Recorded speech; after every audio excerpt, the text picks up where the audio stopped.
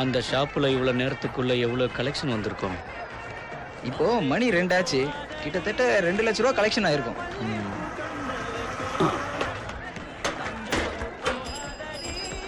വണക്കം. வணக்கம். ഞാൻ പാലക്കാട് SB സ്റ്റോഴ്സിൽ നിന്ന് ഒരു 10 ചാക്ക് അരി ഓർഡർ ചെയ്തിരുന്നു. SB stores? ആമാ. അല്ല ഡിസ്കൗണ്ട്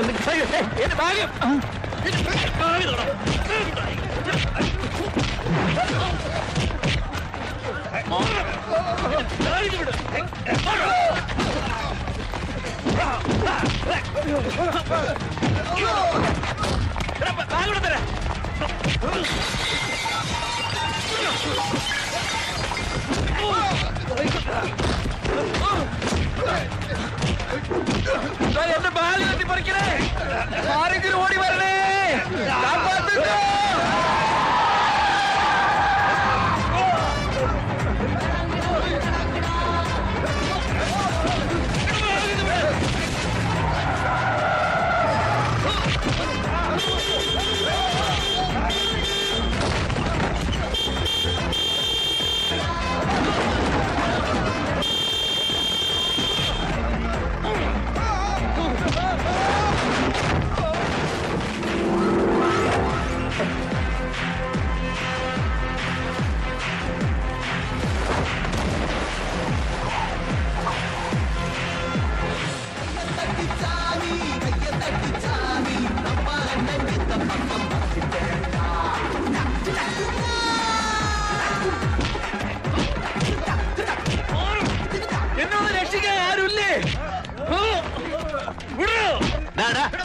തമ്മി തല്ലി ചാണോ അങ്ങോട്ടങ്ങനെ മാറിക്കണം തല്ലടാ. ബാക്കിയുള്ളൊരു വണ്ടി എടുത്ത് പണിക്ക് പോട്ടടാ. ഇവന്മാര് ഈ ബാഗ് തട്ടി പറിക്കാൻ നോക്കിയിരുന്നു. നീ അവരെ ബാഗ് അങ്ങോട്ട് കൊടുത്ത് അവർ തട്ടി പറിക്കും. അപ്പൊ ഇതിനകത്തിരിക്കണം എന്റെ കാശാ. നീ നിന്റെ കാശ് എടുത്ത് ബാഗ് കൊടുക്കും. കാശും ബാഗും എന്റെ ആണെന്ന് നിങ്ങൾ പോലീസിനെ വിളിക്കേ. അങ്ങനെയല്ല, ഫോൺ എടുത്ത് 100-ല് വിളിക്കേ. 100? വേഗം വിളിക്കേ, വേഗം വിളിക്കാൻ. Hello police station sir. இங்க தர்மா ஸ்டோர்ஸ் முன்னாடி பெரிய கலாட்டம் நடக்குது சார். சீக்கிரமா கொஞ்சம். என்ன போலீஸ் எல்லாம் மினிஸ்டருக்கு எஸ்கோர்ட் போயாச்சு. என்ன சார் இது? சார் நான் இவங்களை தூக்கி அங்க வந்தா நீங்க லாக்அப் பண்ணுவீங்களா சார்? சரி சார், ரொம்ப தேங்க்ஸ் சார். இதுதான்டா போலீஸ். மக்கள் பிரச்சனையை மக்கள் தான் தீர்த்து வைக்கணும். வாங்கடா டேய்.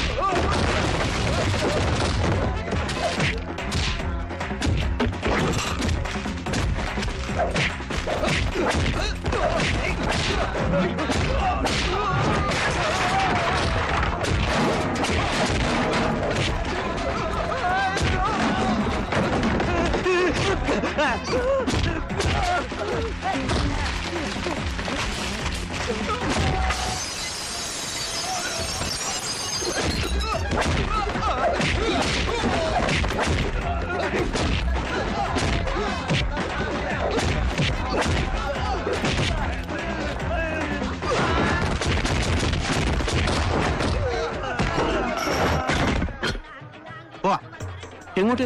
എടോ, പരാതിക്കാരില്ലാതെ പോലീസ് കേസെടുക്ക മാട്ടാ. വാ കേറ്.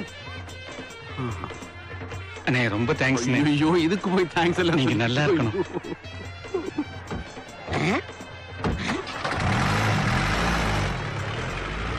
இவர்தான் சரியான ஆம்பளை. ஆம்பளைனா இப்படித்தான் இருக்கணும். கடவுளா இவனா? அந்த மலையாளத்தான் பெரிய ஃப்ராடு. இவங்க எல்லாம் ஒரே டீம். அப்படியா?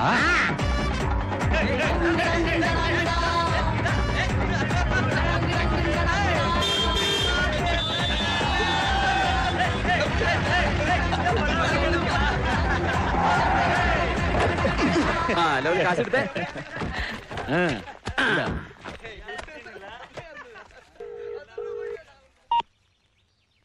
ചിത്തപ്പ. ഏയ് ആണോ ചിത്തപ്പ? ആ, അതെന്താ ചിത്തപ്പ ചിത്തപ്പ അങ്ങനെ പറയുന്നേ? തേൻമൊഴി ചിത്തപ്പായെ ബഹുമാനത്തോടെ ചിത്തപ്പ എന്ന് വിളിക്കുമ്പോൾ ചിത്തപ്പായ ഞാനും ചിത്തപ്പ എന്ന് വിളിക്കണ്ടേ? ചിത്തപ്പൻ എത്ര തെണ്ടിയാലും ചെട്ടിയാലും ചിത്തപ്പ ചിത്തപ്പ തന്നെയല്ലേ? അതുകൊണ്ടല്ലേ ചിത്തപ്പ ഞാൻ ചിത്തപ്പനെ ചിത്തപ്പ എന്ന് വിളിക്കുന്നത്. എന്റെ പൊന്നു ചിത്തപ്പ. പുറമ്പോക്കെ இந்த ധർമ്മരാജൻ നനച്ചാൽ ഒന്നേ ധർമ്മരാജന. എടാ രായപ്പ, നീ എന്നാടാ ധർമ്മരാജനായത്? കൊഴിഞ്ഞാൻ പറയ പണ്ട് മുറുക്കുമറ്റി നടന്ന മുറുക്ക് രായപ്പൻ എങ്ങനെയാണ് ധർമ്മരാജനായതെന്ന് ഇവിടെ എല്ലാവർക്കും അറിയാം. അതുകൊണ്ട് അത് വിട്. എന്നെ കൊണ്ട് വെറുതെ നീ മാതൃഭാഷയെ തെറി പറയിപ്പിക്കല്ലേ. പിന്നെ ഞാനിപ്പോ വിളിച്ചത് ഒരു സന്തോഷ വർത്തമാനം പറയാനാ. എന്റെ അമ്മാവന്റെ കട നീ തല്ലിപ്പൊളിച്ചതിന് പകരമായിട്ട് നിന്റെ മച്ചമ്പിയുടെ കട ഞാൻ പൊളിച്ചടുക്കിയിട്ടുണ്ട്. പൊളിച്ചടുക്കിയെന്ന് മാത്രമല്ല അവിടെ നിന്ന് തന്നെ നഷ്ടപരിഹാരവും ഈടാക്കിയിട്ടുണ്ട്. എങ്ങനെയുണ്ട്? അപ്പൊ ചിത്തപ്പാക്ക് നിമ്മതിയായല്ലോ. ചിത്തപ്പാക്ക് നിമ്മതി, എനിക്കും നിമ്മതി. എന്നാ ഇനി ഫോൺ മതി.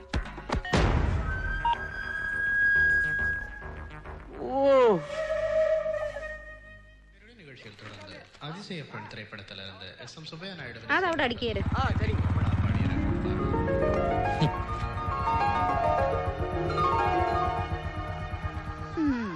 ചായ ചായ അവനോട്.